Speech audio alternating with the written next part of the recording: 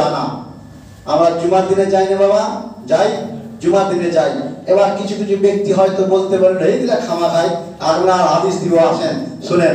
आशिक रसूल आला हजरत इमाम अहमद रज़ा खां फाज़िल बेगनी फरमाते हैं वालिदैन करीमैन की इंतकाल के बाद उनके हुकूक में है कि औलाद को चाहिए कि हर जुमे को उनकी जियारत, उनकी हर जुमा को उनकी कब्र की जियारत के लिए जाए, या सूरा यासीन शरीफ ऐसी आवाज से पढ़ना चाहिए कि वो सुने, उसका सबब उनकी रूह को पहुंचाए।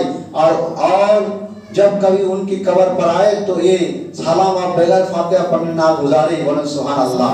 তাহলে আমরা বুঝতে পারলাম যে বাবা মায়ের কবরে প্রতি জুমাতে যাওয়া জায়েজ রয়েছে।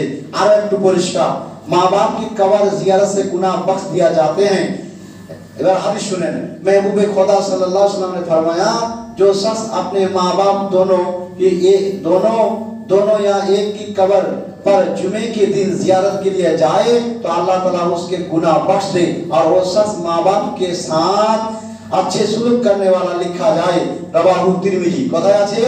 তিরমিজি শরীফের মধ্যে সাফা নাম্বার 154 এর মধ্যে হুকুকুল ওয়ালিদাইন সাফা নাম্বার 30 এর মধ্যে রয়েছে। তাহলে আমরা একবারে সিয়াসিত্তার কিতাব তিরমিজি শরীফ, সেখানে আমরা পেলাম 154 নম্বর হাদিস পেলাম। বুঝতে পেরেছেন? তাহলে প্রতি জুমাতে আমরা যাই কিনা? যাই। হাদিসে আছে কিনা? বুঝতে পেরেছেন? বিনা হাদিসে যদি যাই তো কিয়ামতের দিনে তার খাড় মটকিয়ে দিবে না? ধরবে কিনা? মাঝে সামিউনে কেরাম, আগে আমরা দলিল দিই, তারপরে কথা বলি। ওয়াবিল ওয়ালিদাইনি ইহসানা, বাবা মায়ের সঙ্গে সৎ ব্যবহার করুক। এখন আমাদের ছেলে মেয়েরা যেতে চায় না। বুঝতে পেরেছেন? এখন হয়ে গিয়েছে কি জানেন? হাইব্রিড। বুঝতে পেরেছেন?